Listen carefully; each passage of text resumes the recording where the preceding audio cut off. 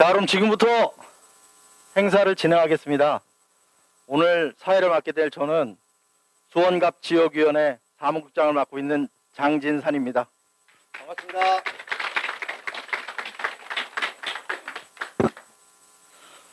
(2022년) 대선 승리를 위한 더불어민주당 경기도당 수원갑 지역위원회 필승 결의대회를 시작하겠습니다. 먼저 국민 의례가 있겠습니다. 모두 일어나 주셔서 화면에 국기를 향해 주시기 바랍니다.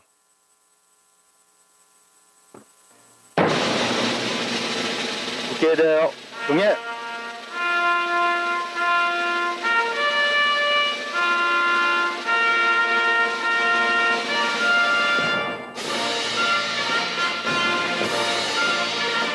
나는 자랑스러운 태극기 앞에 자유롭고 정의로운 대한민국의 무궁한 영광을 위하여 충성을 다할 것을 굳게 다짐합니다.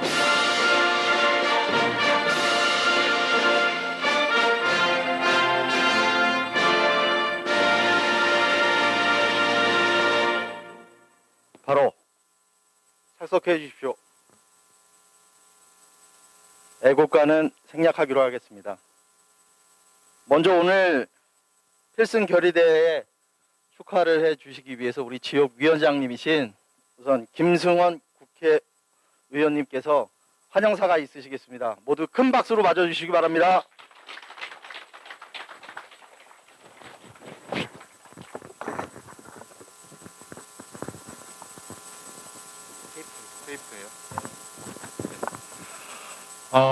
수원갑 당원 동지 여러분, 다시 한번 크게 인사드리겠습니다. 여러분 정말 반갑습니다.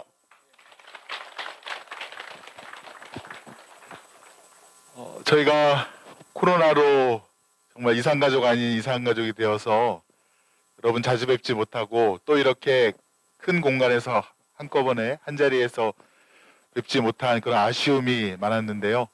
오늘 이렇게 함께 해주신 여러분 정말로 반갑습니다. 제가 임기가 시작한 지 이제 1년하고 6개월 가까이 되는 것 같습니다. 4월 15일 여러분께서 함께 열심히 뛰어주셔서 아마 수원 장안에서는 민주당 처음으로 59%가 넘는 득표율로 우리 주민들로부터 지지를 얻었고 5월 31일 첫 임기를 시작하면서 사실은 지역민원 또 수원 특례시 등등 열심히 뛰었던 기억이 납니다. 특례시 1호 공약도 작년 12월에 국회에서 법이 통과되었고요. 또 5천여 대 주민이 살고 있는 우리 조원동 전직 지원센터 이전도 올해 확정을 해서 주민들께 또 여러분께 약속드렸던 공약들을 하나하나 그런 실천해 나가는 이행해 나가는 그런 보람 속에 살고 있습니다. 또 함께 해주신 우리 시의원님, 도의원님들과 함께 지역 현안에 대해서 똘똘 뭉쳐서 우리 함께 열심히 일하는 덕분에 예전보다도 훨씬 많은 특별 교부금이라든가 특별 조정금들이 내려와서 우리 주민들에게 삶을 조금이라도 윤택하게 그런 바꾸는 그런 시작이 되고 있습니다. 다만 이 코로나19가 장기화되면서 지역에 계시는 주민들과 또 소상공인 자영업자 또 우리 정부를 든든히 후원해 주시고 받쳐주셨던 여러분께 조금이라도 하나라도 실망감을 드린 것은 아닌지 다시 한번 돌이켜보게 됩니다. 이럴 때일수록 하나하나의 일에 더욱더 성실히 매진하고 또 한 분 한 분 가족처럼 성실하게 또 이렇게 대하면 뭔가 반전이 있지 않을까라는 희망을 갖고 지금까지 일해왔습니다. 오늘이 딱 D-77일인데요. 앞으로 5년간 우리 국가를 또 우리 국민을 이끌어줄 또 비전을 제시할 그런 우리나라의 지도자를 뽑는 날입니다. 저희가 국회에서 D-300일 또 200일일 때가 엊그제 같은데 벌써 77일인 걸 보니 정말 오늘부터 사력을 다해서 주민을 설득하고 국민을 설득하지 않으면 77일 후에 어떤 결과가 나올지 참 그 결과를 장담하기 어려운 그런 시기입니다.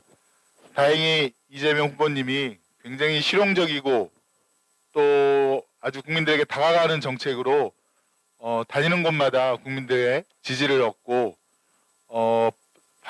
반대로 상대방 후보는 여러 가지 뭐 청약 통장을 만드는 법도 모르시고 또 주 120시간, 150시간을 일해야 된다는 둥, 최저임금 150만 원만 받아도 일할 사람 많다는 둥, 또 오늘은 그 가난하고 못 배운 사람은 자유의 존재를 모른다는 둥, 굉장히 일반 시민으로서는 납득하기 어려운 그런 망상이랄까요?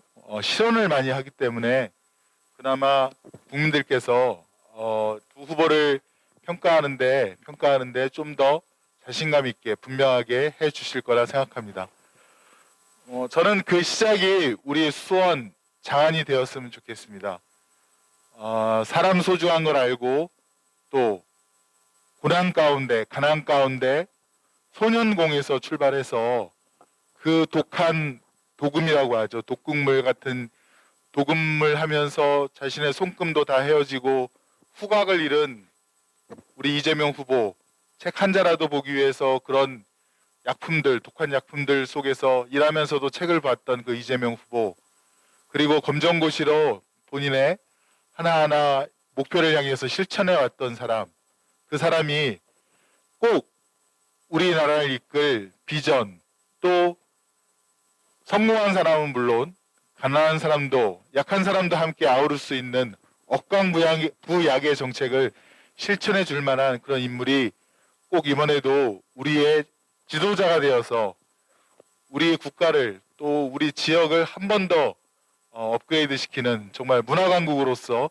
세계의 으뜸가는 선도국가로서 이끌어 줄 것을 간곡히 꼭 그렇게 되기를 바라는 마음에서 여러분에게 이런 호소를 드리게 됩니다. 사실은 오늘 많은 분들을 모시고 싶었습니다. 근데 오늘 3시에 긴급 의원총회가 있었고요. 거기에는 소상공인과 자영업자 그리고 국민들에 대한 든든한 지원책이 필요하다는 그런 판단 아래 지금 의원들이 모여서 지금 당론으로 채택을 해서 든든한 지원을 해드리기 위한 그런 논의가 좀 있었고요.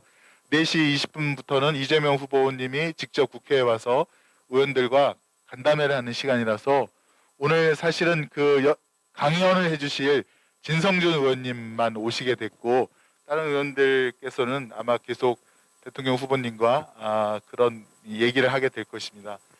여러분, 그 수원갑이 장안이 경기도의 가장 첫 번째로 나오는 그런 도시입니다. 제가 경기도당 윤리심판위원장으로서 어떤 그 회의를 할 때라든가 또 할 때나 항상 수원갑이 으뜸으로써 경기도의 수구도시라는 것을, 수구 지역구라는 것을 항상 그런 자존감을 잊지 말아 주시고요. 함께 열심히 이번 대선 승리를 위해서 함께 해 주셨으면 좋겠습니다. 여러분 다 같이 한번 화이팅 하실까요? 예, 수원갑 화이팅! 화이팅! 예, 고맙습니다. 감사합니다.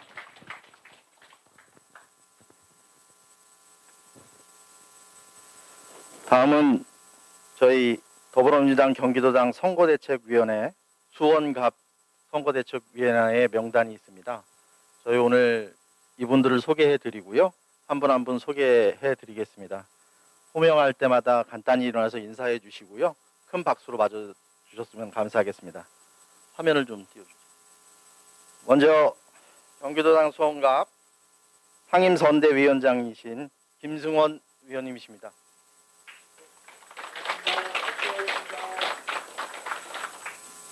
공동선대위원장이신 최광규 고문님이십니다.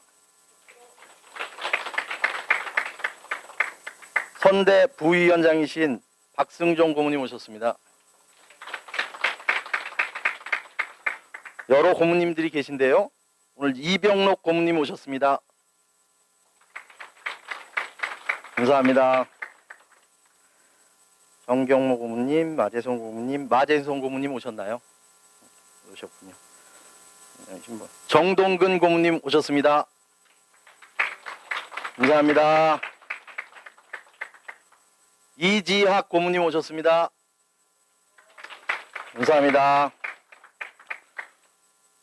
수원갑 선거대책위원회에 상설위원회가 있고요. 여성위원장, 노인위원장, 여러 위원장님들이 계십니다. 한 분 한 분씩 소개해드리겠습니다. 김경래 여성위원장님 모셨습니다. 전홍 노인위원장님 오셨습니다. 오기원 청년위원장님 오셨습니다. 대학생위원장님은 못 오셨고요. 장혜연 위원장님도 몸이 좀 불편하셔서 못 오셨고, 김성봉 노동위원장님 오셨습니까? 네, 오셨습니다. 감사합니다. 이길재 농어민 위원장님 오셨습니다. 왕근하 다문화 위원장님 오셨습니다. 전택현 을민생 실천위원장님 못 오셨죠? 항상 바쁘셔가지고 오늘 못 오셨네요. 김동훈 사회적 경제위원장님 오셨습니다. 오세철 직능위원장님 오셨습니다. 그 다음 두 분 위원장님이 못 오셨고, 선대본부의 본부장을 맡게 된 장진산입니다.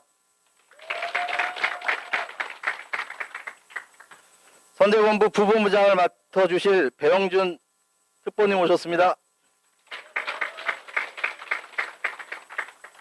그리고 종합상황실의 실장을 맡아주실 홍석준 비서님 오셨습니다. 우리 이제 공보단의 단장님, 대변인을 맡아주실 경기도의원 박옥분 의원님 오셨습니다. 못 오셨나요? 오늘 조금 일이 있어서 조금 늦는다고 하셨네요. 나중에 좀 늦어서 오시면은 다시 소개해드리겠습니다. 다음에는 현안 대응 TF팀의 단장을 맡아주신 황경희 수원시 의원님 오셨습니다. 다음 법률 지원단 단장을 맡아주실 이필근 경기도 의원님 오셨습니다. 다음은 유세본부의 본부장을 맡아주실 이종근 수원시 의원님 오셨습니다. 다음은 공명선거본부 본부장을 맡아주실 서동진 우리 지역위 지명위원님 오셨습니다. 정평두본부 본부장님은 접종을 덜 하셔가지고 오늘 못 오셨습니다. 꼭 오셨어야 하는데. 다음은 MZ세대본부 본부장을 맡아주신 정한철 본부장님 오셨습니다.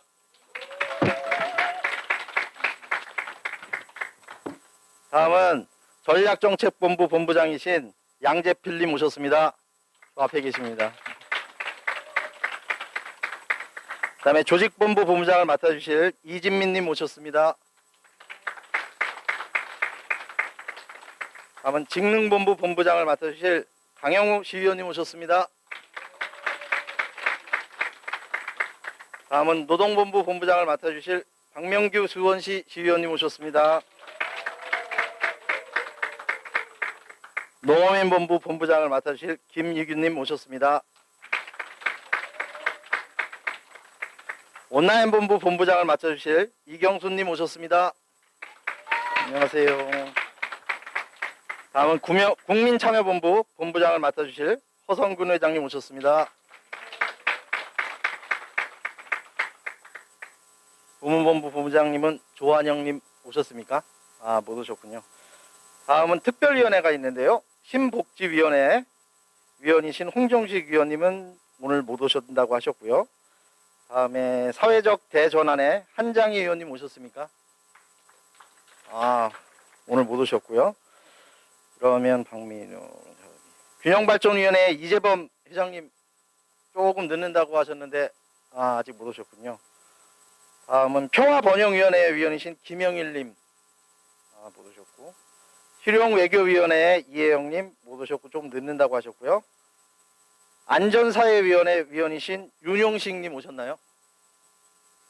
네, 오셨습니다. 감사합니다. 마지막으로 부동산개혁위원회 위원이신 이보영님 오셨습니다. 감사합니다. 일단 저희가 이제 선거대책위원회의 명단을 말씀드렸고요. 저희가 이제 이게 완벽하게 구성된 것은 아니고 조금 더 이렇게 더 뭉쳐가지고 앞으로 더 실질적으로 선거에 직접적으로 활동할 수 있는 분을 더 모실 수 있도록 하겠습니다. 다음은 이제 2020년 내년 대선 얼마 남지 않았죠. 우리 더불어민주당의 대선 후보자이신 이재명 후보자님의 관련된 동영상을 시청하는 시간이 있겠습니다.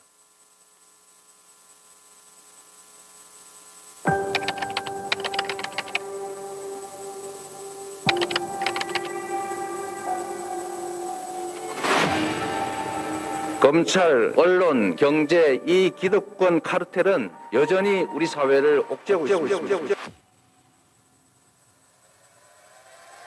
마지막 한판 승부입니다. 우리 사회 보수 언론과 국민의힘이 적반하장으로 연일 가짜뉴스 남발하면서 투기 나눠먹은 세력 누굽니까? 국민의힘! 사라져야 될 적폐 세력입니다. 맞습니까? 민주당만의 내부 문화가 있습니다. 경쟁할 때 경쟁해도 하나 될 때는 하나 됐습니다. 민주당의 대통령 후보는 이재명 동지입니다. 우리는 가장 강력한 후보를 보유했습니다. 사기 민주정부를 만들어낼 주인공 누구입니까? 당원 동지 여러분들께 선택받은 이재명 후보가 적임자라고 호소드립니다. 원팀을 넘어 빅팀으로, 빅팀을 넘어 윈팀으로 나갑시다. 그 길에 함께 하겠습니다. 여러분 모두 함께 해주시리라 믿습니다.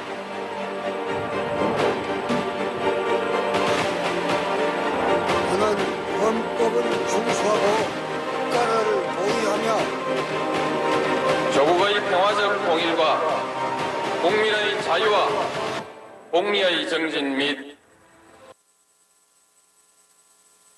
민족문화의 창달에 노력하며 대통령으로서의 직책을 성실히 수행할 것을 국민 국민 앞에 엄숙히 선서합니다.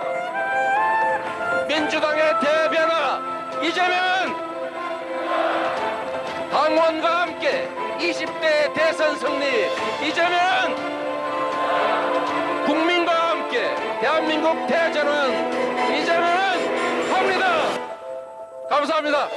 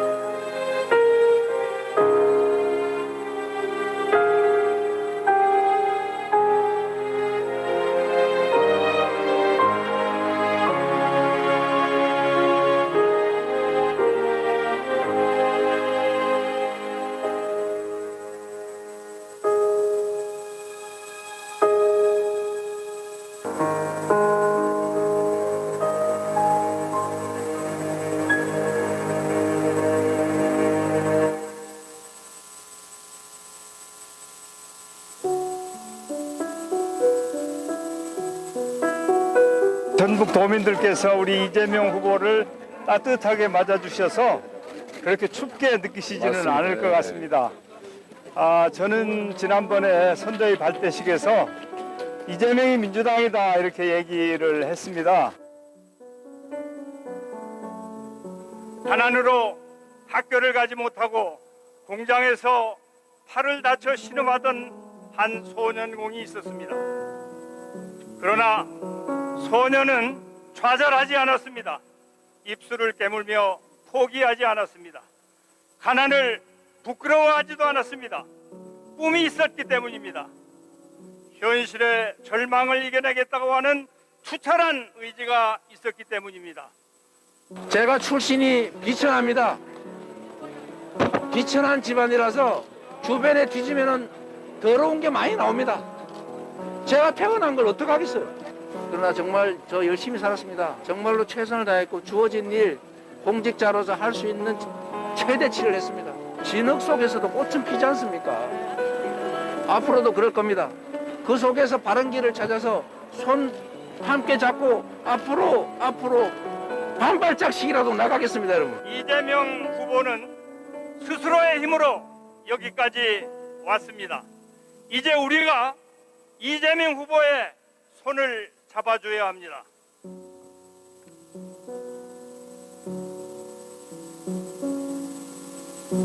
총리님께서 그 출범식 때 더 이상 외롭게 안 하겠다 그래서 제가 눈물 났었습니다.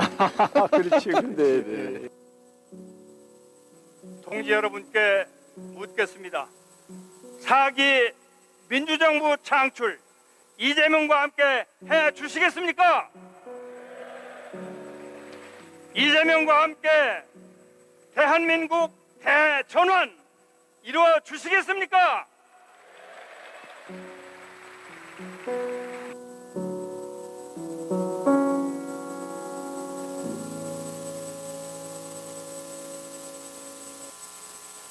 이재명 세금만 걷으려고 해.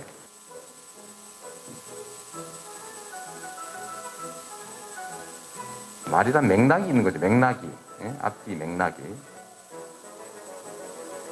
우리 국가의 현재 상태의 가장 큰 과제가 성장을 회복하는 거라고 생각합니다. 원래 경제 규모가 커지면 커질수록 선진국일수록 성장률이 떨어져요. 근데 성장률이 떨어지는 이유가 좀 달라요. 우리는 불평등, 격차가 큰 원인이 됐다고 저는 생각합니다. 이 공정성이라고 하는 거를 제대로 지키지 못해서 자원이 한쪽으로 지나치게 몰렸고, 즉 양극화됐고, 사람들은 희망과 열정을 잃게 됐고, 그래서 출생을 거부할 뿐만 아니라 의욕도 잃어버렸죠. 그러니까 사회 전체적으로 활력이 떨어집니다. 자원 배분의 비효율성을 극복하는, 즉 양극화를 완화하는, 공정성을 회복하는 것이 곧 성장의 길입니다. 근본적인 성장을 회복하는 길이죠. 낙수효과 시대, 정부 입장에서는 투자 자원이 한정되어 있기 때문에 몰아줘야 효율적이에요. 그래서 그때는 소위 불균형 성장 전략을 취해서 특정 재벌, 특정 기업을 집중 지원했습니다. 지금은 완전히 바뀌었습니다. 상황이 바뀌면 정책이 바뀌어야죠. 수요가 부족한 시대가 됐으니까 수요를 보강하는 정책이 필요한 시대로 본질적으로 바뀌었다.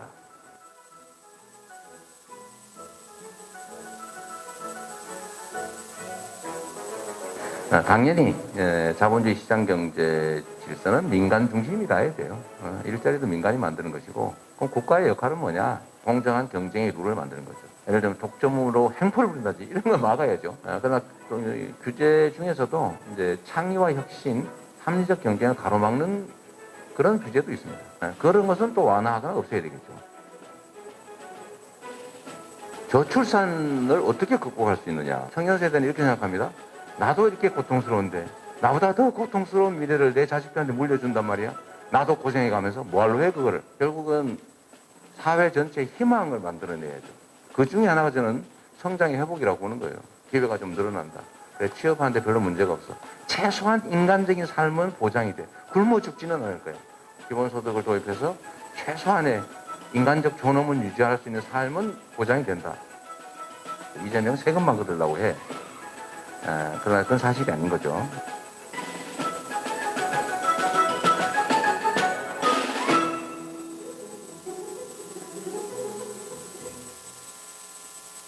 대전환 시대 새로운 대한민국 이재명은 합니다. 이재명의 선거인단이 되어주세요. 우리는 원팀입니다. 기호 1번 이재명 한다면 하는 사람. 속 시원한 이재명은 합니다. 승리의 이재명과 함께해 주십시오.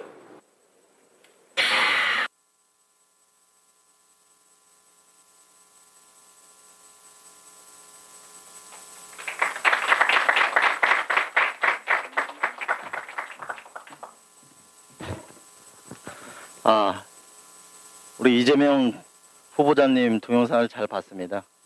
자, 이번에는 아주 귀한 손님을 모시겠습니다. 지금 현재 서울 강서을 지역위원장이신 민주당의 브레인이신 진성진 의원님을 모시겠습니다. 큰 박수로 모시겠습니다.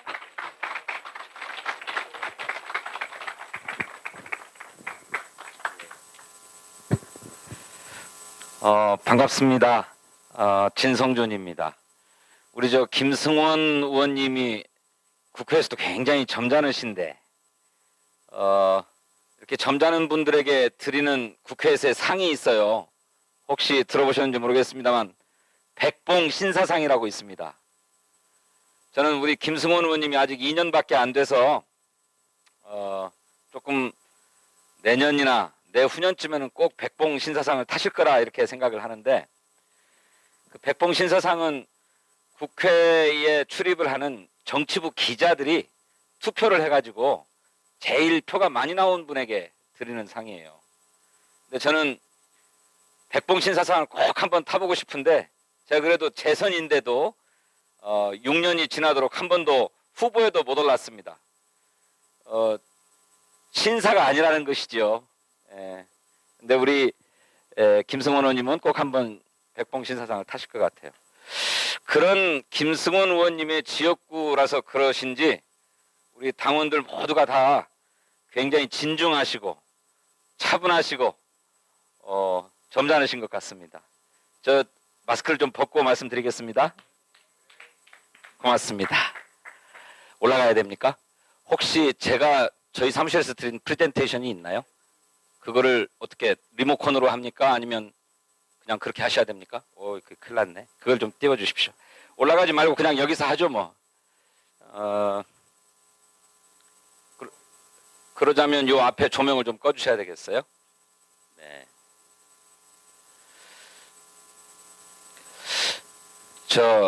우리 당원들이시니까 저도 이제 저희 지역에서 우리 당원들을 모시고 이런 교육을 참 많이 하는데, 이미 우리 김승원 의원님으로부터 그런 말씀을 다 들으셨겠지만 정당이라고 하는 게 뭐고 정치라고 하는 게 뭔지, 또 선거라고 하는 것이 어떤 정치적 의미 또는 시대적인 의미를 가지고 있는지 이런 것부터 좀 한번 짚어봤으면 합니다. 넘어갈까요? 더 넘어가세요. 정치는 우리가 언론에서 보면 맨날 여야가 치고받고 싸우는 것으로들 생각을 하시잖아요. 예전에는 그 싸움이 몸싸움으로까지도 가고 심지어는 막 국회에서 해머가 등장하고 그랬었는데, 이제는 그런 시대는 아니죠. 몸싸움을 하는 시대는 아닙니다만 말로 계속 싸웁니다. 왜 이렇게 말로 대놓고 싸우는가? 권력을 차지하기 위해서 그런다. 이게 이제 우리 국민들 모두의 생각이에요. 언론도 똑같이 그렇게 생각하죠. 그러니 저 맨날 싸우기만 하는 놈의 정치 좀 없어져버렸으면 좋겠다. 국회의원은 뭐 어떻게 뽑아가지고 세금으로 월급을 주느냐, 이런 생각들 많이 하시죠. 그런데 그 정치가 없으면 안 됩니다. 왜 그러냐면 정치는 우리 사회가 어디로 나아가야 될 것인지 그 방향을 정하는 일을 합니다. 우리 사회가 무엇을 추구해야, 어떤 가치를 추구해야 나라가 제대로 발전해 가는 것인가, 국민은 잘 살 수 있는 것인가, 그 지향을 정하는 일을 합니다. 그 지향에 따라서 국가가 가지고 있는 자원을 동원해요. 예산을 그런 데 쓰는 거죠. 우리 국민이 5천만인데 5천만 모두가 다 저마다 특수한 사정이 있으니까 이것을 좀 지원해 줬으면, 저것을 좀 도와줬으면 하는 생각들이 다 있잖아요. 그런데 그걸 어떻게 다 들어주겠습니까? 다 못 들어주죠. 또 그 중에서는 먼저 우선적으로 해야 될 일도 있고 나중에 해야 될 일도 있고 우선순위라는 게 다 있는 거잖아요. 그러면 그런 우선순위, 또 누구에게 조금 더 많이 드리고 어디에 돈을 좀 더 많이 쓸 것인가를 결정하는 거는 다 우리가 어떤 사회로 나아갈 거냐라고 하는 그 지향에 입각해서 정리하게 됩니다. 그런데 그 지향이 여야가 다르죠. 여야가 지향이 똑같으면 여야로 나눠질 이유가 없습니다. 국민의힘이 추구하는 바가 다르고 민주당이 추구하는 바가 다르기 때문에 각 정당으로 나눠져 있는 거죠.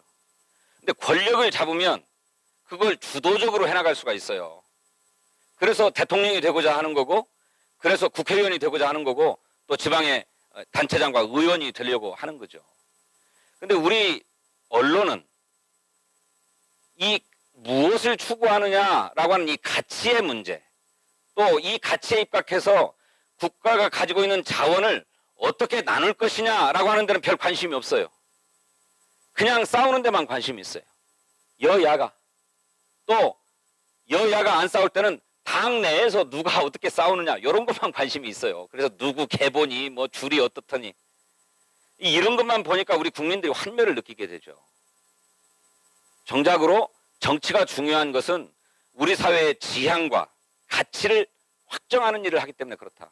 그리고 그 지향과 가치에 입각해서 동원해야 될 자원, 예산을 어떻게 쓸 것인지, 공무원의 힘을 어디에 많이 넣을 것인지를 결정하는 일을 하기 때문에 정치가 중요한 것이다. 근데 이런 정치가 주로는 정당을 통해서 이루어지죠. 김승원 보고 찍어주신 분이 많겠지만 민주당 보고 찍은 분이 더 많을 거예요. 진성준이도 마찬가지죠.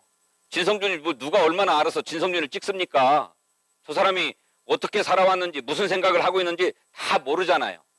그런데 저 사람은 대충 이렇게 살았을 거다, 또 이런 생각을 갖고 있을 거다로 짐작을 하고 찍는데 그 짐작의 가장 중요한 증거가 뭐냐? 어느 당 소속이냐예요. 그렇잖아요.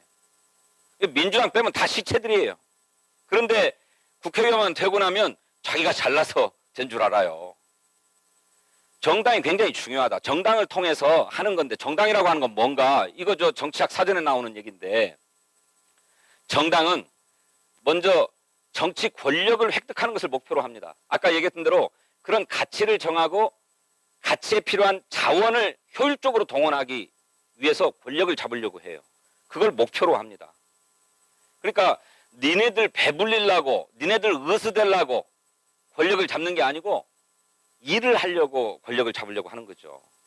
그런데 이 일을 하겠다라고 하는 얘기는 싹 다 빼버리고 그냥 잘 먹고 잘 살라고 권력 싸움 하는 거지 라고만 생각하는 거예요. 그렇게 조장하는 사람들도 있지요. 그러니 파렴치한 사람들이 되는 거라고 생각합니다. 어쨌든 권력을 잡는 것을 목표로 하는데 그 권력을 뭘로 잡느냐? 선거를 통해서 잡아야 됩니다. 권력을 반란을 일으켜서 잡으려고 한 게 2조 조선왕조 시대 때입니다.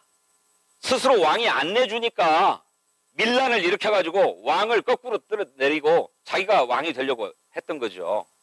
그런데 지금은 왕조 시대가 아닙니다. 선거를 통해서 결정하잖아요. 선거를 통해서. 그래서 선거 제도를 가지고 우리는 권력을 잡으려고 하는데 그걸 목표로 하는데 어떤 사람들이 함께 하는 것이냐?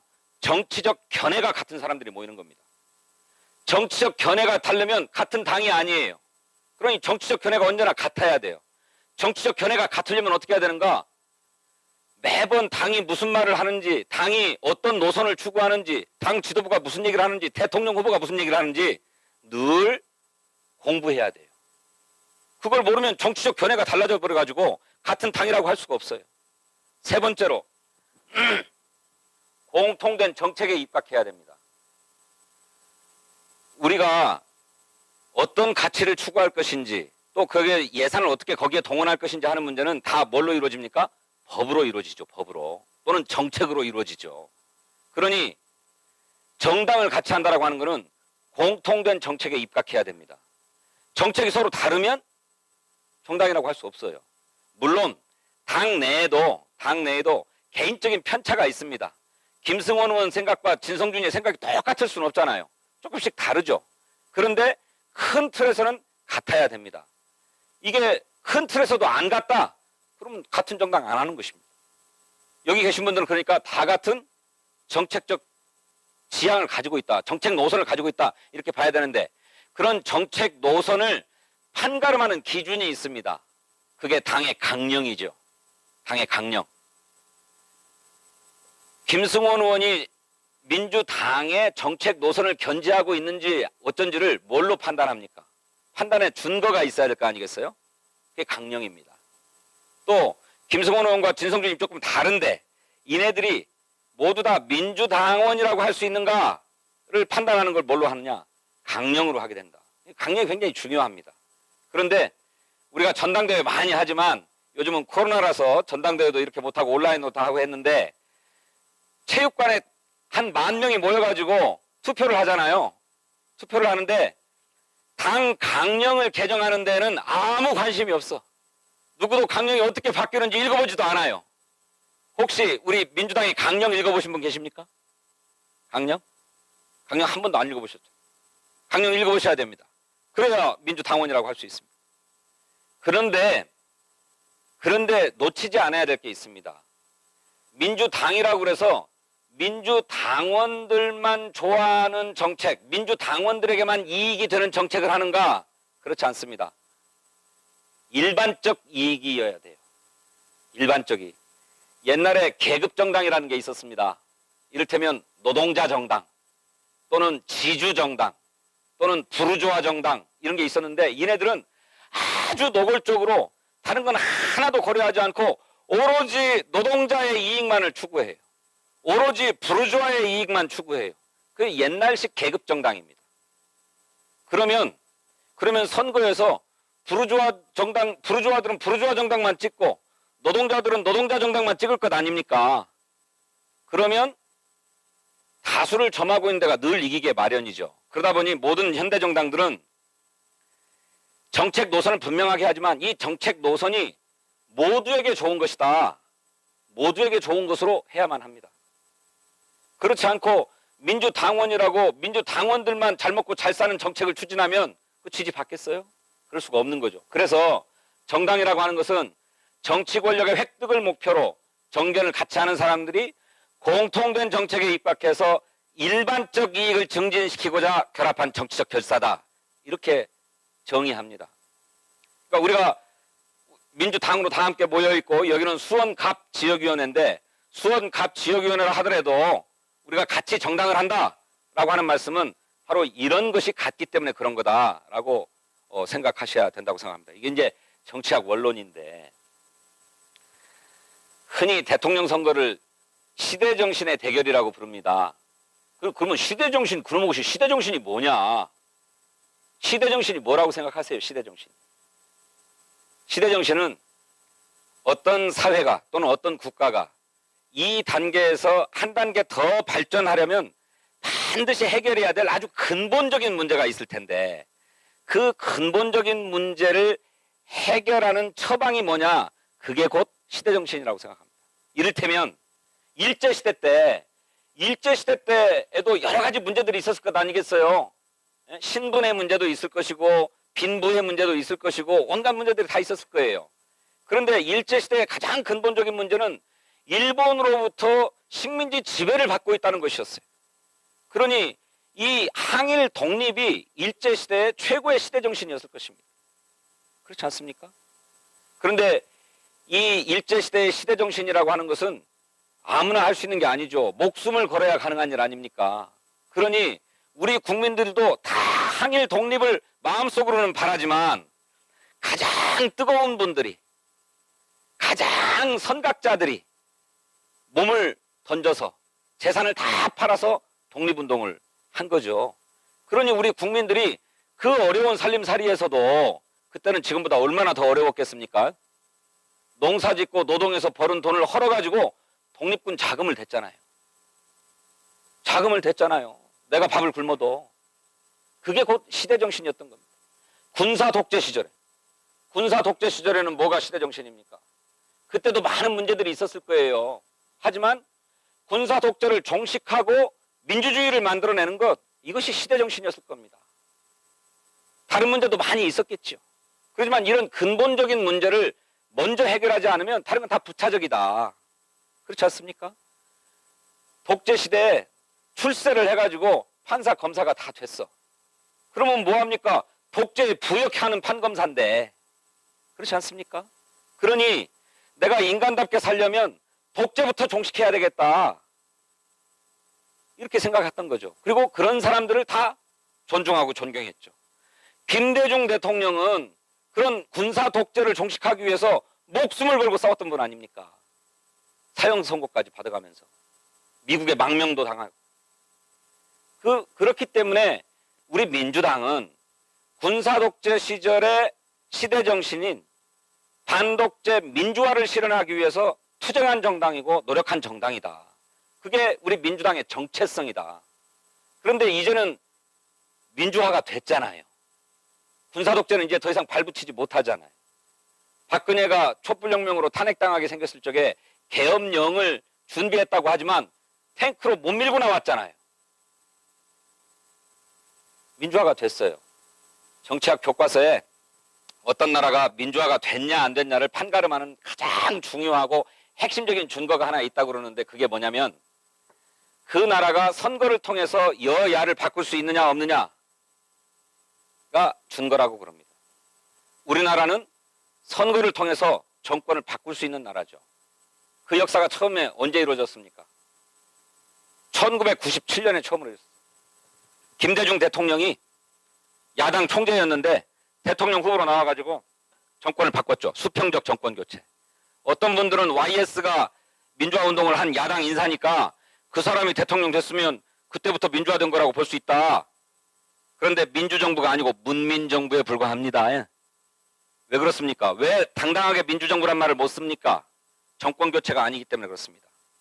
군사독재 후에 정당에 야합하고 들어가서 그 정권을 계승한 거잖아요. 그러니 진정한 민주화가 아닙니다. 대한민국의 민주주의는 1997년 김대중 대통령의 당선으로부터 시작됐다. 그로부터 20년이 더 흘렀잖아요. 그래 우리나라는 지금 민주주의 수준이 어느 정도까지 와 있냐면 최고 권력자인 대통령도 헌법과 법률을 위반하면 끌어내릴 수 있는 나라가 됐어요. 끌어내리는데 어떻게 내립니까? 끌어내리는데 우리 국민들이 청와대에 쳐들어가서 대통령 멱살을 잡고 끌고 나왔습니까? 그래서 프랑스 혁명처럼 단두대에다 넣고 목을 잘랐습니까? 그렇지 않죠. 평화적으로 촛불을 들고 수개월간 시위를 했는데 단 한 건의 폭력도 일어나지 않고 아주 평화적으로 촛불만 들었잖아요. 그래가지고 어떻게 됐어요? 헌법이 정해놓고 있는 절차대로 대통령 탄핵 절차를 진행한 것 아닙니까? 국회에서 탄핵 소추를 의결하고 헌법재판소가 탄핵 심판을 해서 대통령을 파면해버렸어요. 이거는 전 세계적으로 없는 역사입니다. 최고 수준의 민주주의입니다. 여러분 우리도 그랬습니다만 다른 나라들의 예를 한번 들어보면 선진 민주국가들 외에 제3세계 나라들 많은 나라 라틴 아메리카, 동남아시아, 아프리카 이런 데 정권이 언제 바뀌어요?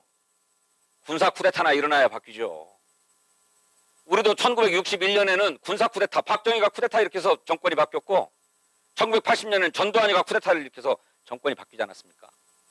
그런데 이제 우리는 선거로 평화적인 선거로 정권을 바꿀 수 있는 나라가 되었고 그렇게 국민이 뽑은 대통령이지만 헌법을 위반하고 법률을 위반하면 탄핵을 해버릴 수 있는 나라가 되었다. 대단한 수준의 민주주의를 실현한 것이다. 그렇게 이제 민주주의가 됐어. 시대정신을 큰 시대정신을 실현했어요. 그런데 그러면 그 다음으로는 어디로 나아가야 됩니까? 그 다음의 시대정신이 저는 사회경제적 차원의 민주화를 실현하는 거다 이렇게 생각해요. 아까 조금 전에 이재명 후보의 동영상을 보셨는데 그분도 그런 얘기를 하는 겁니다. 사회경제적 차원의 민주주의를 실현해야 된다. 이 사회경제적 차원의 민주주의란 뭔가? 경제적인 불평등, 경제적인 불공정, 그로 인한 사회적 차별을 없애서 정치적으로 모든 국민이 1인 1표를 가지고 있는 것처럼 경제적으로도 평등하고 공정하게 만드는 것, 그것이 사회경제적 민주화입니다. 이것이 그냥 저절로 생긴 게 아니에요. 그냥 교과서에 정치적 민주화를 실현하고 난 다음에는 사회경제적 차원의 민주주의야 이렇게 나와 있는 게 아닙니다. 국민이 그렇게 요구를 해요. 언제 요구했느냐? 2010년 지방선거 때 처음으로 그걸 요구합니다. 여러분 2010년 지금부터 한 10년 전인데 2010년 지방선거 때 1번 정책 공약이 무엇이었는지 생각나십니까? 초등학교 무상급식이었습니다. 초등학교 무상급식. 초등학교 다니는 아이들에게 점심 한 끼 먹이는 것이 뭐 얼마나 그렇게 대단한 일이라고 그것이 전 국민들에게 지지를 받고 우리 당이 승리할 수 있는 계기가 되었을까요? 그 전까지는 국가가 국민에게 늘 이렇게 해야 된다. 국가를 위해서 충성해야 된다. 애국가가 울리면 국기 있는 방향으로 몸을 틀어서 경례해야 된다. 국기에 대한 맹세를 외워야 된다. 다 이렇게 국가를 위해서 국민이 무엇을 할 것인가를 계속 강요받는 삶을 살아왔어요. 그런데 처음으로 2010년 지방선거에서 이제 국가가 국민의 실제 생활을 좀 살펴라. 우리 초등학교 아이들에게 밥 한 끼는 한번 다 먹여보자. 라고 선언한 것입니다. 그 뒤부터 민주당이 사회경제적 민주화를 당의 강령과 당헌에 막 박아놓기 시작하는데 2010년 6월 달에 지방선거가 있고 난 다음에 2010년 10월 달에 전당대회가 있었어요. 그때 그 전당대회에서 여러분들 그때 대의원이셨는지 모르겠는데 보편적 복지를 당헌에 박습니다. 보편적 복지. 우리 민주당은 복지를 국민 모두에게 보편적으로 실현되도록 하겠다. 2011년 1월 달에는 산무일반, 3+1 복지정책을 내놔요. 산무일반이 뭡니까? 무상보육, 무상교육, 무상의료 플러스 반값 등록금. 산무일반 공약을 내놔요. 그리고 2011년 7월 달에는 당에다가 보편적 복지 특별위원회를 만들고 또 하나는 헌법 119조 위원회를 만들어요. 헌법 119조 2항이 경제민주화 조항이거든. 안 그렇습니까? 변호사님이라 다 잘 아시죠. 그 특위를 만들어가지고 거기서 구체적인 정책들을 개발하라고 요구합니다. 그러고서 2011년 11월 달에 경제민주화 43개 정책과제를 발표해요. 그리고 2011년 12월 달에는 아까 말씀드렸던 강령에다가 보편적 복지와 경제민주화를 박아넣습니다. 그게 그 이전까지는 반독재 민주화가 우리 민주당의 1번 강령이었는데 정치적 민주주의가 실현된 조건에서 이제 어디로 달려가야 될 것이냐? 우리는 경제민주화와 보편적 복지로 달려가야 되겠다라고 해서 이걸 1번 강령으로 박아넣습니다. 그게 사회경제적 민주화를 추진하겠다라고 하는 거였어요. 왜 그랬냐? 왜? 이거 잘 보셔야 됩니다. 2011년 12월 달에 이거를 했는데 왜 이렇게 했는가? 2012년 4월 달에 국회의원 총선이 있었어요. 제가 그때 19대 국회의원이 됐어요. 비례대표로. 저희들은 이 시대 정신을 이런 1년여 과정을 통해서 선취한 것을 바탕으로 해서 국민에게 지지를 얻으려고 했습니다. 그래서 2012년 총선 때는 성과를 거뒀습니다. 18대 국회에서 80석이었던 것이 제가 됐던 19대 때는 120석으로 늘어났어요. 40석이나 늘렸죠. 그래서 그해 12월 달에 있었던 대통령 선거도 그렇게 이길 줄 알았습니다. 그걸로. 그런데 져버렸잖아요. 문재인, 박근혜 1대1 대결에서. 왜 졌습니까? 시대정신의 견지에서 보면 우리 국민이 민주당이 사회경제적 민주화가 아직 체질화가 안 됐구나라고 하는 걸 간파해버렸어요. 그 대표적인 사례가 19대 국회 원구성 협상이었습니다. 당시 우리 당의 원내대표가 박지원 의원이었습니다. 저쪽 당 원내대표가 누구였는지 생각도 안 나네요. 박지원 대표가 원구성, 19대 국회의원들이 막 취임해가지고 이제 새롭게 국회를 구성해야 되는데 국회의장은 누구로 하고 뭐 상임위원회는 몇 개, 어느 정당이 몇 개 가져가고 뭐 이런 거 정하는 거를 하는데 박지원 대표가 18대 국회보다 우리가 40석이 더 늘어났으니까 상임위원장을 2개 더 해야 되겠다. 그리고 그중에 법사위원장은 우리가 꼭 해야 되겠다. 이거 안 들어주면 국회 문 못 열어. 이렇게 선언을 딱 했어요. 근데 이게 저는 결정적인 패착이었다 이렇게 생각합니다. 그때는 잘 몰랐는데 나중에 돌아보니까 그때 어떻게 했어야 되냐면 우리 당의 1번 공약과 니네 당의 1번 공약을 6월 개원국회에서 합의하고 입법하자. 그거 합의 못하면 국회 문 못 열어. 이렇게 했어야 돼요. 당시에 우리 당의 1번 공약이 뭐였냐면 대학교 반값 등록금이었습니다. 저쪽 당의 1번 공약은 뭐였는가? 비정규직을 정규직화하겠다는 거였어요. 비정규직 철폐였습니다. 그런데 그것을 비정규직을 정규직으로 만들겠다고 하는 것을 언제나 했어요. 2017년 5월 달에 김대중 문재인 대통령이 취임하고 인천국제공항공사 가가지고 비정규직 제로 시대를 열겠다고 얘기하지 않았습니까? 그러니까 무려 몇 년이 늦어진 겁니까? 5년이 지체된 거죠. 2012년에 우리 국민들이 민주당의 수준, 민주당의 현실을 간파해버린 겁니다. 총선 때 경제민주화 하겠다, 보편적 복지 하겠다고 해가지고 표를 많이 몰아줬는데 그렇게 해서 120석을 딱 얻더니 국회에 들어가자마자 야, 우리 밥그릇부터 내놔 그랬단 말이에요. 상임위원장 2개 더 해야 되겠어. 그러니 우리 국민들이 일본 공약 어디로 갔어? 국민 위해서 그거 하겠다고 하더니 당선되자마자 가서 니네들 밥그릇부터 챙겨? 라고 생각한 거죠. 그래서 그해 정기국회에도 이렇다 할 경제민주화 법안을 실현시키지 못하고 보편적 복지도 못했습니다. 그러니 대통령 선거에 가면 이 시대 정신은 안 보이고 사람만 보이죠. 문재인하고 박근혜하고 비교를 해보니까 박근혜는 옛날 대통령 딸내미고 뭐 불쌍하고 아버지가 총 맞아 죽고 막 이래가지고 그리고 무슨 선거의 여왕이라고 해가지고 저쪽 당 대표를 하면서 막 어지간한 선거들은 다 이겼어요. 근데 문재인은 뭐였습니까? 노무현 대통령의 비서실장일 뿐이었잖아요. 문재인의 이름을 걸고 하는 정치가 없었잖아요. 그렇죠. 그러니까 박근혜가 훨씬 익숙하죠. 박근혜가 훨씬 잘할 것이다. 나중에는 어떤 평가까지 들었냐면 박근혜가 우리를 그냥 싹 다 베껴가지고 자기도 경제민주화 하겠다고 그랬어요. 자기도 보편적 복지 하겠다고 그랬어요. 오히려 우리 공약이 당시에 뭐였냐면 어르신들 70% 어르신들에게 월 20만 원씩 기초노령연금을 드리겠다고 했어요. 근데 박근혜는 뭐라고 그랬어요? 100% 노인들에게 20만 원씩 기초노령연금 다 드리겠다고 그랬어요. 그러니까 박근혜가 훨씬 더 보편적 복지를 잘할 것 같다 해가지고 박근혜를 찍어준 거죠. 그래서 언론들이 뭐라고 평가했냐면 경제민주화와 보편적 복지를 선점당했다 민주당이 이렇게 평가를 했습니다.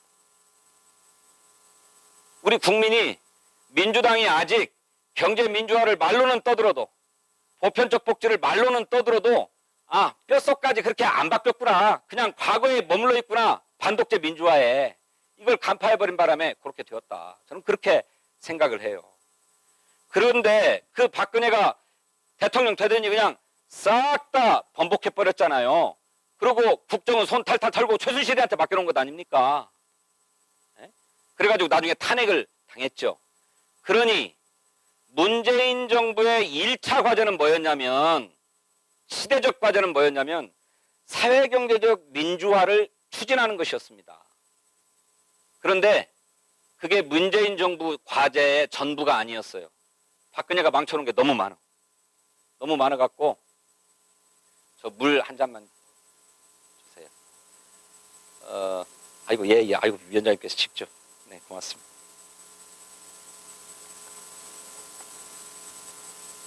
제 말씀이 그럴듯합니까? 예, 한번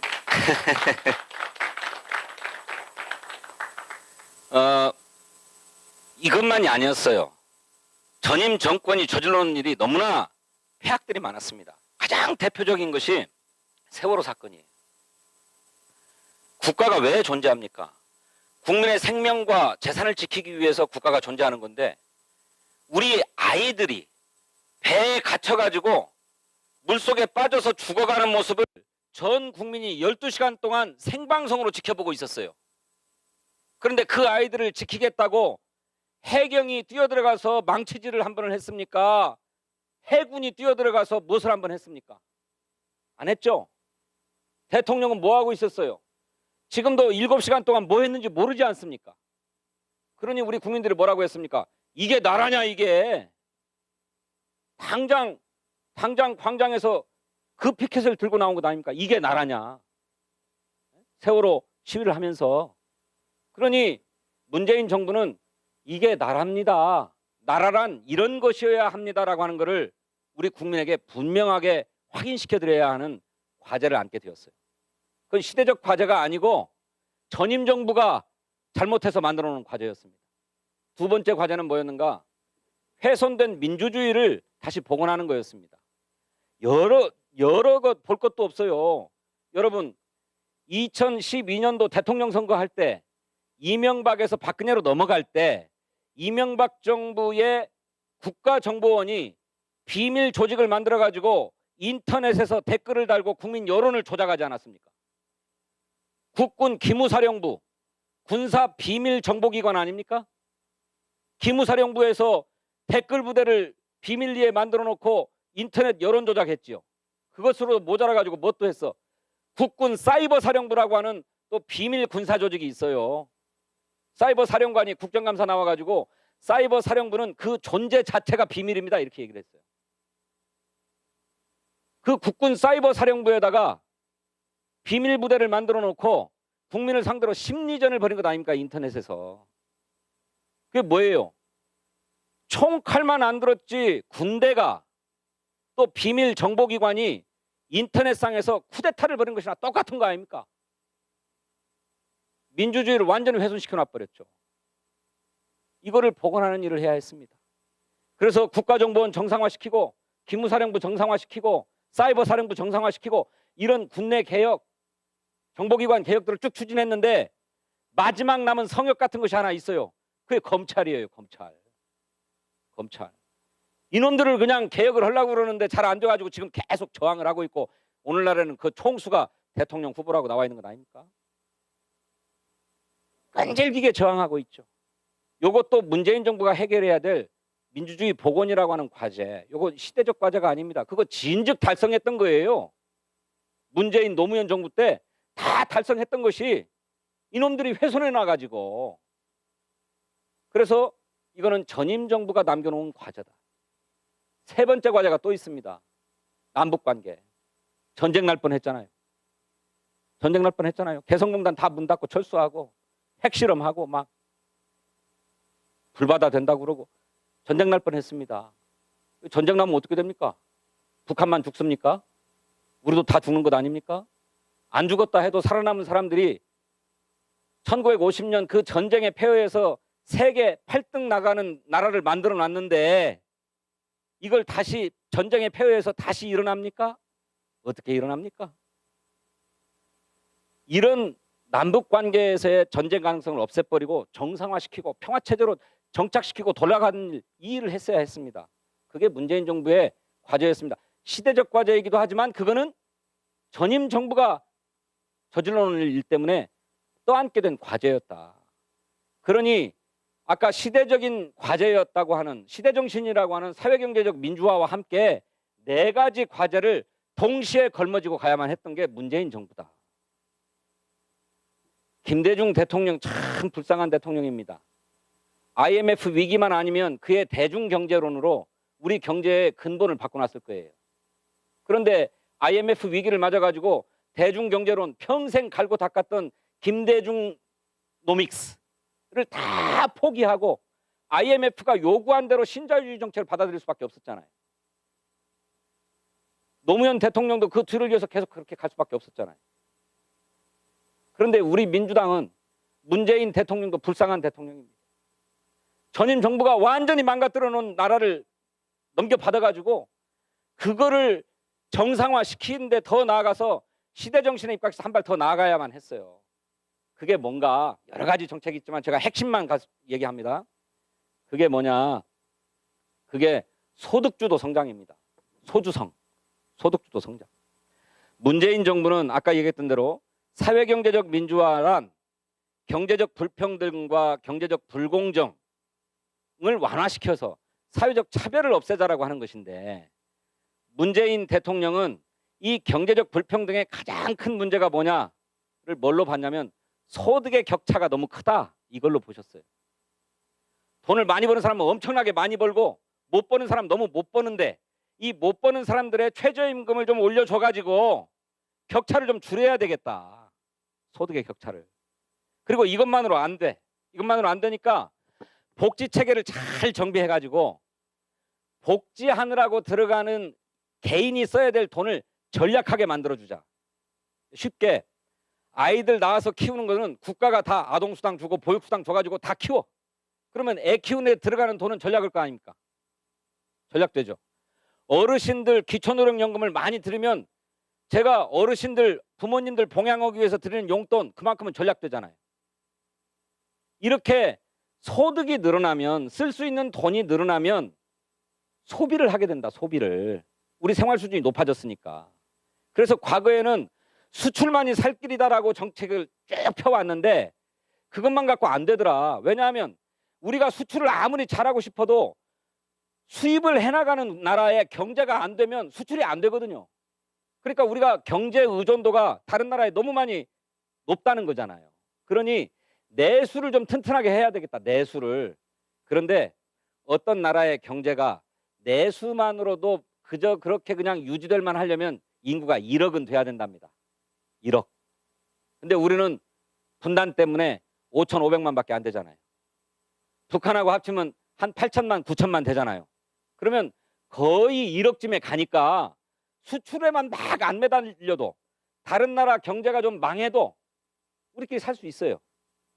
이거를 유지하면서.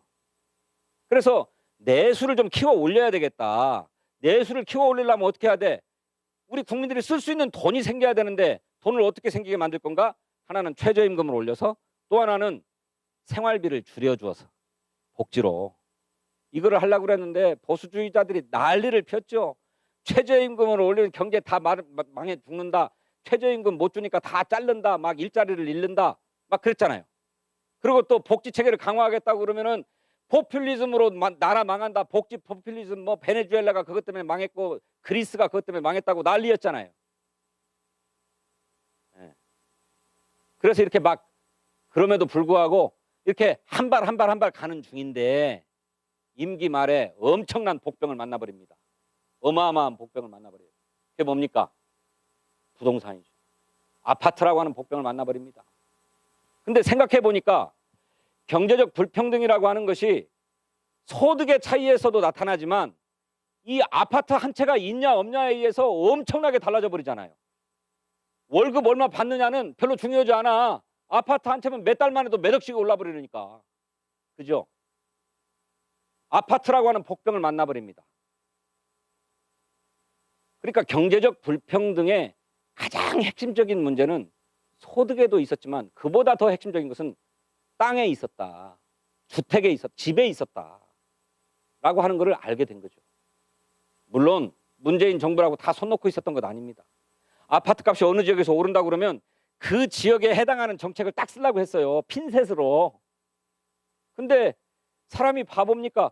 거기에 규제 정책을 딱 쓰니까 그 옆으로 옮겨가 버리잖아요. 그러니까 풍선 효과가 막 나타난다고 했던 거잖아요. 그러면 문재인 정부는 바보라서 핀셋 정책을 쓴 건가? 그렇지 않습니다. 이걸 전면적인 정책으로 전국적으로 다 써야 먹히는 줄 아는데 그렇게 전면적인 정책을 써버리면 우리 국민이 너무 힘들어져요. 그렇지 않아도 코로나로 힘든데. 그러니까 핀셋 정책, 부분 정책 이런 제한적인 정책들을 써가지고 집값을 잡아보려고 한 거예요. 막 쫓아다녔어요. 26번이나 정책을 냈다는 거잖아요. 그런데 그걸로 안 된 겁니다. 안 되자 작년 7월 달에 안 되겠다. 이제는 전면적인 정책을 쓰겠다. 해가지고 전면적인 정책을 써왔어요. 그랬는데 선거가 코앞이네. 전면적인 정책을 써놓으니까 세금 많이 올랐다고 난리고 집을 거래할 수가 없다고 난리고 막 소리를 지르니까 한 표가 급한 정치인들은 그거 좀 풀어주면 안 되냐는 얘기를 지금 하고 있는 판인 겁니다. 선거 때문에. 원래는 정책을 그렇게 쓰면 안 되죠. 정책 일관되게 가야 되고 확실하게 정책 목표가 나타날 때까지는 계속 견지해야만 하는 거죠. 근데 이 선거가 너무 자주 있어요.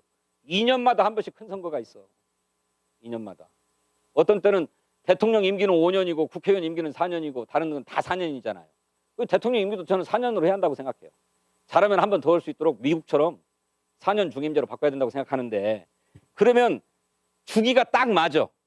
주기가. 그래서 잘했으면 더 잘하라고 중간평가 때 잘해주고 못했으면 중간평가 때 빼주고 그러면 정신 차릴 거 아닙니까?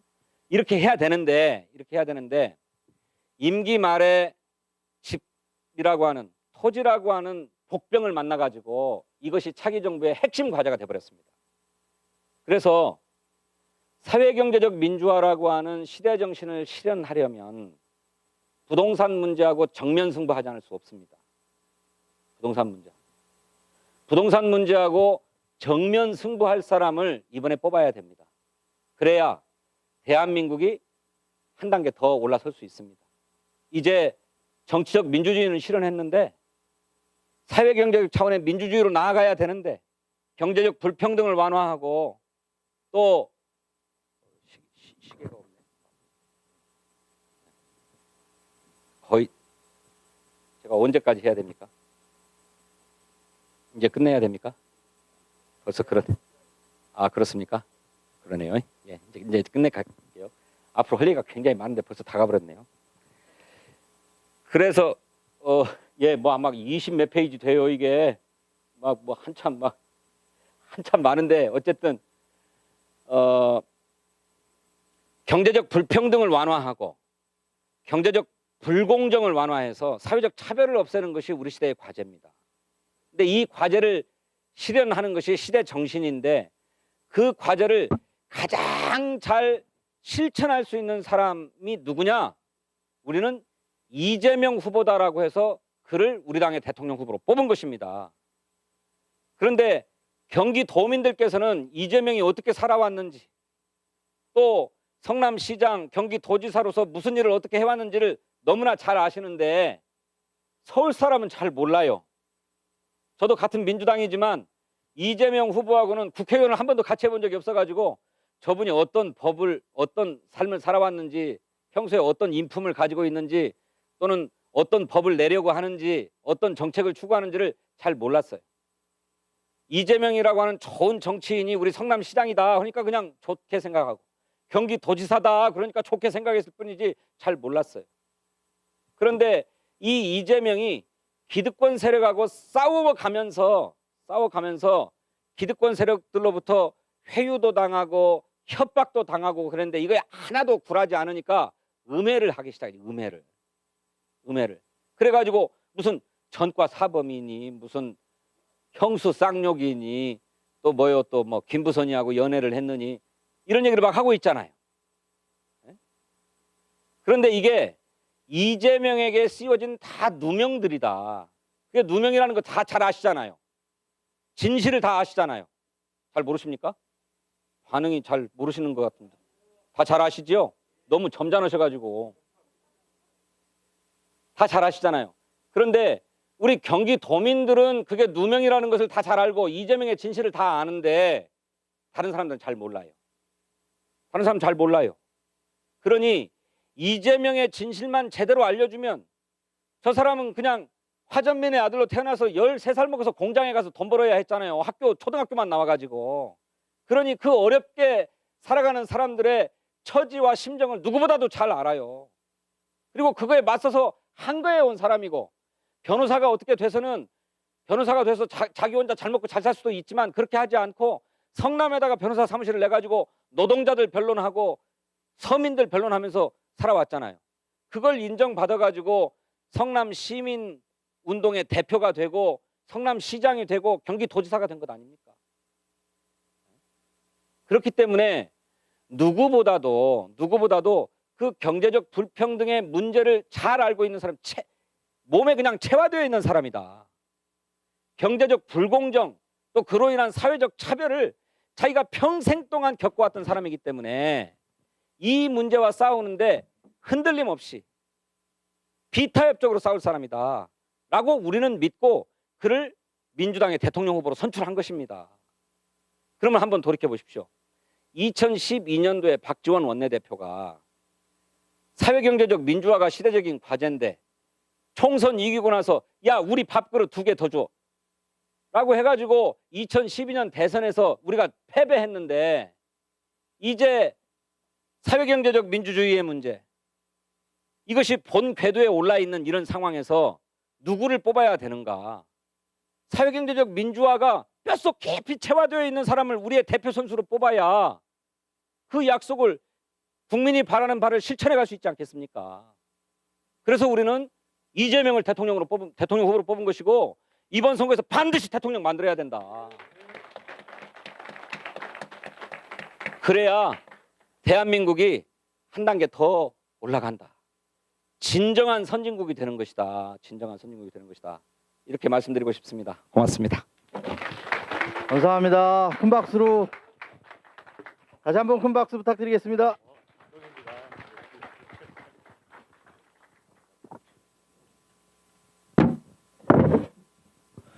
다음은 임명장 수여식이 있는데요. 대신에 저희 또 우리 사실 굉장히 바쁘신 두 분이 오늘 저희 그 손님으로 오셨거든요. 두 분을 잠깐 소개해 드리는 시간을 좀 갖겠습니다.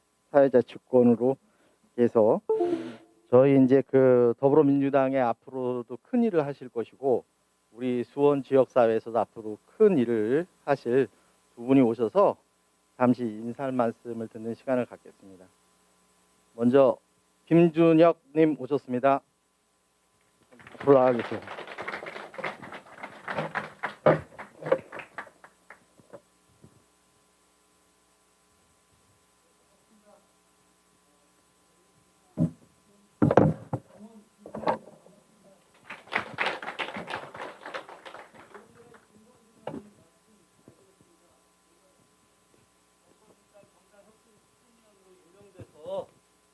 정당혁신 대선 승리를 위한 정당혁신 작업에 지금 몰두하고 있습니다.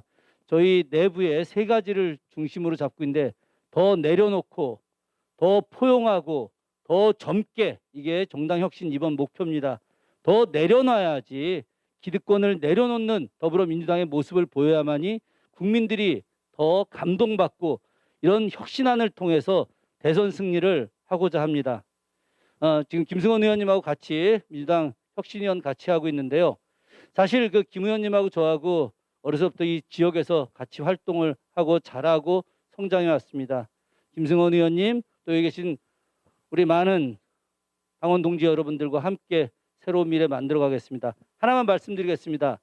예전에 제가 검찰개혁 촛불 집회 때 중심으로 역할을 했었고 그래서 여러 차례 마이크를 잡고 연단에 섰었습니다.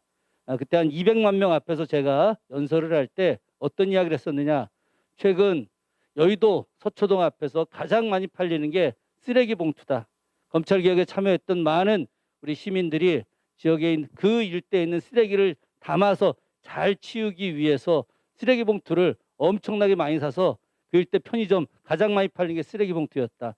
우리가 민주주의 정신을 갖고 실천하는 사람들이었기 때문에 검찰개혁, 촛불집회, 탄핵 모든 것들을 이루었다고 생각합니다. 그 힘으로 이재명 후보와 함께 새로운 대선 승리 반드시 이루도록 하겠습니다. 고맙습니다.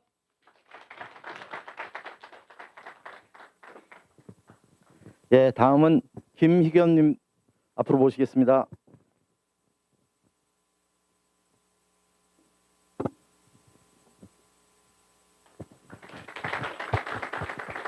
네, 안녕하십니까. 김희겸입니다.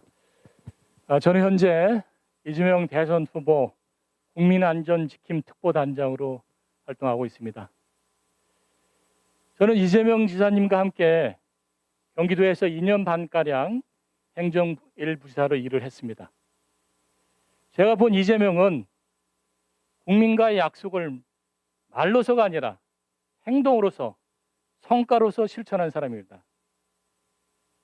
판단력, 결단력, 추진력, 갑입니다. 국민이 무엇을 원하는지 확실히 알고 성과를 만들어줬습니다. 경기도에서 새로운 경기 공정한 세상 실천했습니다. 대한민국 대전환 이룰 사람 이재명입니다. 새로운 대한민국 이재명이 만듭니다.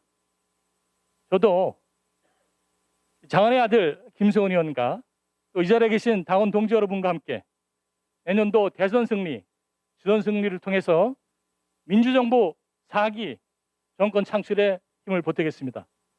이 자리에 계신 모든 당원 동지 여러분께서도 좋은 갑이 내년 대선 승리에 최고의 역할을 하는 그런 지구당으로 활동해 주시길 바라겠습니다. 더불어민주당 화이팅! 감사합니다. 두 분 많이 바쁘실 텐데 저희 지역위원회 필승대회에 참여해 주셔서 진심으로 감사드립니다. 다음은 임명장 수여식이 있겠습니다. 수원갑 지역위원회 위원장이신 김승원 국회의원님하고 그다음에 공동선대위원장이신 최강규 대표님께서 대표로 수상을 하시겠습니다. 나머지 분들은 임명장을 전부 오실 때 받으신 걸로 알고 있고요. 나중에 끝나면 요 옆에 포토존이 마련되어 있으니까 지역위원장님하고 같이 사진을 좀 찍으시면 좋겠습니다. 그러면 최강규 공동 선대위원장님을 모시겠습니다. 김승원 의원님 수여를.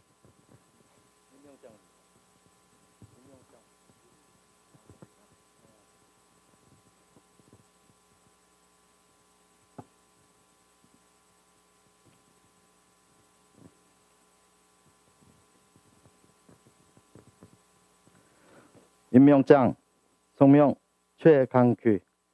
이 사람을 경기도당 선거대책위원회 수원시갑 공동 선대위원장으로 임명함. 2021년 12월 22일 더불어민주당 제20대 대통령 선거 후보 이재명 대독.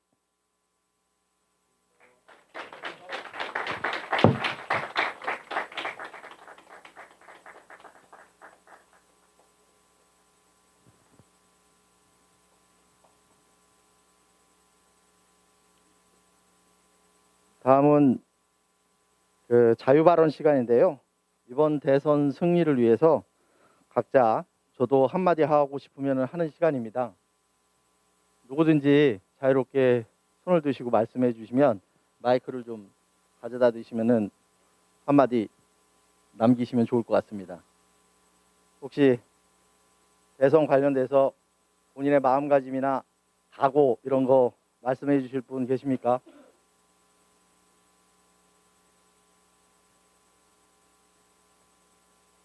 네, 김동훈 우리 사회경제위원장님이시 마이크 좀.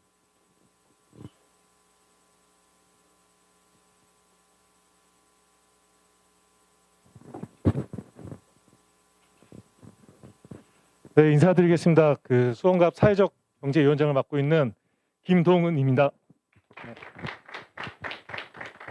우선 제가 이 앞에 서게 된 이유는 아까 진성준 의원님께서 사회적 경제를 계속 말씀하시길래 나와야겠다라는 생각을 했습니다. 그래서 우선 우리 시대정신 민주당이 사회적 경제를 중심으로 앞으로 나아가야 될 방향에 대해서 아까 말씀해 주셨는데 저도 그렇게 동감하고 있고요.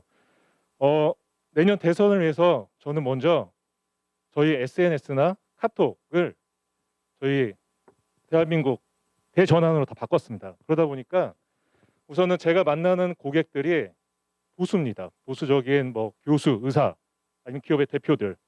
그런 분들이 다 같이 한마디로 빨간색을 지지하지만 김동훈 당신이 왜 이런 생각을 갖고 있냐라는 퀘스천을 합니다. 그때 저희 손을 들어주지 못할 망정 이재명에 대해서 한 번 더 얘기할 수 있고 그분의 삶, 그분의 목표, 우리 민주당이 나아가는 방향에 대해서 단 한마디라도 더 얘기할 수 있습니다. 여기 계신 우리 당원 동지 여러분들이 어려운 일이 아닌 것 같습니다. 이 카톡이나 SNS를 대한민국 대전환 아니면 저희 파랑 이재명 후보를 그림을 바꿔놓는다면 SNS에 다 이렇게 친구로 돼 있지만 그렇지 않은 분들이 그걸 보고 문의를 하거나 다른 생각을 가질 수 있을 거라 생각합니다. 아마 같은 생각을 갖고 있는 정당의 모임도 있을 거고 타 정당도 있을 수 있습니다. 근데 그걸 보고 판단하는 상대방이 나를 보는 거지 이재명을 보진 않습니다. 저를 보고 이재명을 보기 때문에 그 한 표 한 표가 더 크게 나갈 거라 생각합니다. 저는 미팅을 하면서 고객을 만날 때 시간을 되게 중요시 생각합니다. 여기 계신 분들이 이 공간, 이 시간을 함께 한다고 생각합니다. 이 공간, 이 시간이 함께하는 역사라고 봅니다. 우리가 내년 대선 승리를 위해 역사를 함께하는 당원 동지 여러분들과 필승을 함께하기로 다짐하고 싶습니다. 내년 대한민국 대전환 이재명과 함께 김승호와 함께 승리하길 바라겠습니다. 감사합니다. 감사합니다. 네, 정동군 고문님.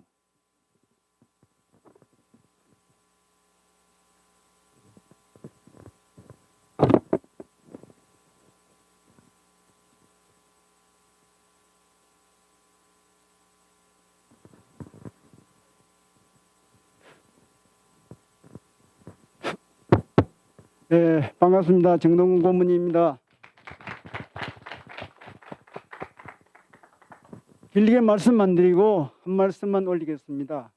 4.15 국회의원 선거 때 앞에 있는 여러분들이 추측이 되어가지고 일사불란하게 선거운동을 잘해서 우리 김성훈 의원님을 국회로 보냈습니다.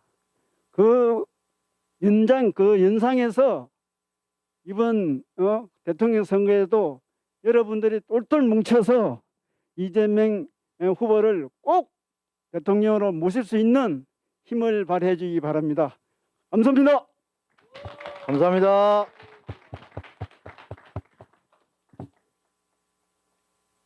네, 정한철. 예. 성함은 잘. 네, 나와서 청년 대표로 한 말씀 해주세요.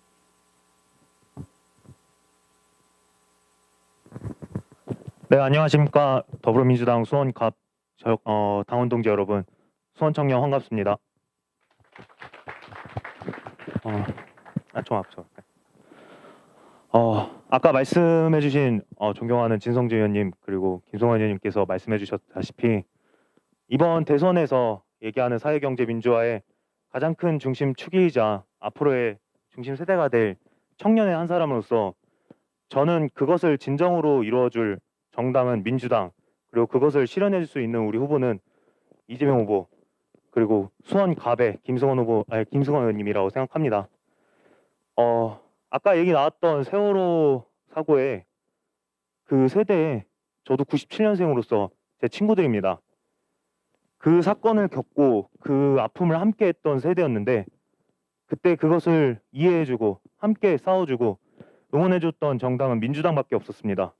이런 민주당은 지난 역사에서 우리 청년들과 함께 했다는 것을 몸소 증명해줬기에 앞으로의 청년들도 민주당을 함께하고 응원하고 열심히 지지하고 내년 대선 승리를 위해서 함께하겠다는 것을 확실하게 말씀드리고 싶습니다. 민주당의 승리를 위해서 청년들도 함께하겠습니다. 감사합니다. 네, 우리 수원시 환경위 의원님이 한 말씀 하시겠습니다.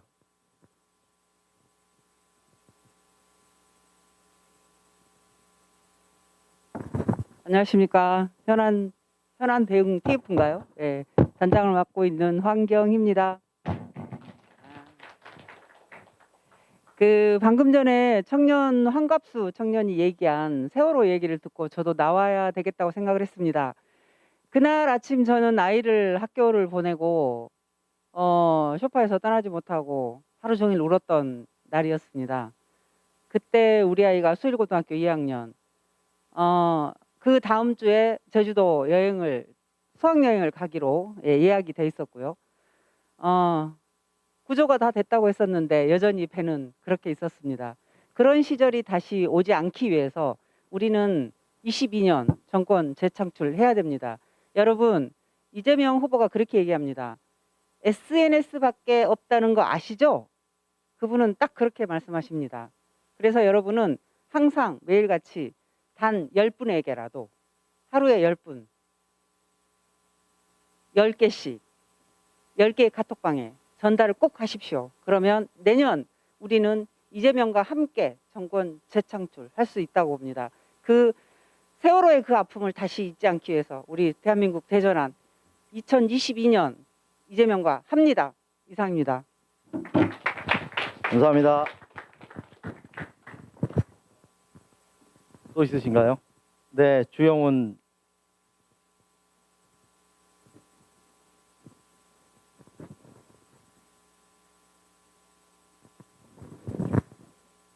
예, 안녕하세요. 3년 만에 우리 당원 동지 여러분들 앞에 섰습니다. 수원시청에서 2017년 대선에서 승리를 이끌고, 그리고 수원시청에서 염태웅 수원시장님 지방선거 승리로 이끌고, 그리고 보좌관으로 근무하다가 많이 배워서 당으로 복귀했습니다. 이번 대선 승리에 기여하기 위해서 좀 일찌감치 나와서 몸풀고 있었습니다. 지역에서, 그리고 우리 경기도에서 수원갑지역위원회, 경기도 정치 1번지 수원갑지역위원회가 1등할 수 있도록 열심히 하겠습니다. 오늘 필승 결의 대회는 다짐을 이야기하는 자리인 것 같습니다. 필요성은 누구나 다 공감하실 것 같고요. 그래도 필승 결의 대회인데 구호 한번 외치고 들어가겠습니다. 제가 선창을 하면 합니다 해주시면 되겠습니다. 3번 하겠습니다. 이재명은 김승원도 대선 승리 합니다. 감사합니다. 네, 감사합니다. 네, 감사합니다. 자, 대관 시간이 정해져 있기 때문에 마지막으로 한 명만 하실 분이 있으면은 그러면 오늘 요거는 여기까지 하고요. 자, 마지막 시간이 이제 거의 다 왔습니다. 결의문 낭독 시간이 있습니다. 공동 선대위원장님이신 최강규 우리 선대위원장님께서 결의문 낭독을 해 주실 텐데요. 먼저 선창을 하시면 다음에 같이 따라가지고 모두 같이 하면 될 것 같습니다. 네네.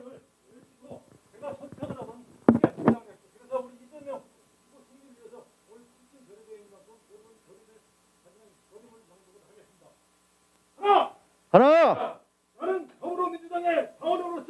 나는 더불어민주당의 당원으로서 이재명과 함께 정권 재창출의 주역이 될 것이다. 하나. 나는 한 팀이 되어 이재명 대선 후보자의 당선을 위한 주역이 될 것이다. 하나. 대한민국의 평화와 번영을 위한 새시대 창조의 주역이 될 것이다. 감사합니다. 짧게 끝냈는데 좀 서운하시죠? 이제 다 왔으니까 제가 더불어민주당 하면 화이팅, 그 다음에 수원갑 지역위원회 하면 화이팅, 이재명 하면 화이팅, 요걸 마지막으로 외치고 끝내도록 하겠습니다. 더불어민주당 수원갑 지역위원회 이재명 감사합니다. 오늘 여기를 마치겠습니다. 이제 단체 기념 촬영이 있겠고요. 단체 기념 촬영 이후에 포토존에서 자유롭게 지역위원장님하고 임명장을 가진다는 거죠. 예, 일단은 단체를 사진을 위해서 요거 일단은 다 피켓을 들고 여기서 한 장 찍. 아이고. 네, 이거 좀 저긴데. 예, 모두 앞으로 나와 주십시오. 이게 물이 있어가지고 서야 될 것 같아요. 전부 약간.